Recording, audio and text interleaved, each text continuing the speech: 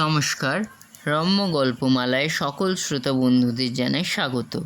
আপনাদের সাথে আমি রম্য মাইতি আজ শোনাতে চলেছি প্রখ্যাত কবি ও সাহিত্যিক সুকুমার রায়ের লেখা কবিতা সাহস।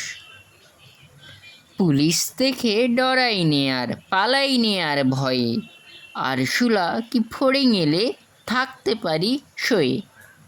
আঁধার ঘরে ঢুকতে পারি এই সাহসের গুণে, আর করে না বুক দূর দূর জুজুর নামটি শুনে।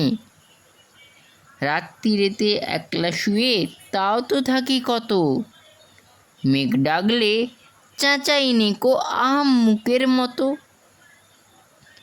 মামার বাড়ির কুকুর দুটোর বাঘের মতো চোখ, তাদের আমি খাবার খাওয়াই এমনি আমার রোখ।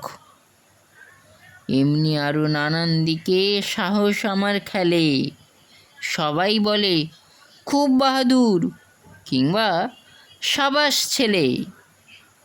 কিন্তু তবু শীতকালেতে সকালবেলায় হেন ঠান্ডা জলে নাইতে হলে কান্না আসে কেন।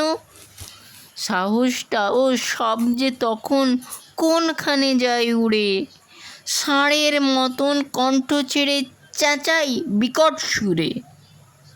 কেমন লাগলো আজকের এই কবিতা? কমেন্ট বক্সে অবশ্যই লিখে জানান। কবিতাটি ভালো লাগলে লাইক এবং শেয়ার করতে ভুলবেন না। পরবর্তীকালে নিত্য নতুন নানান ধরনের কবিতা শুনতে এখনই আমার চ্যানেলটি সাবস্ক্রাইব করে আমার পাশে থাকুন।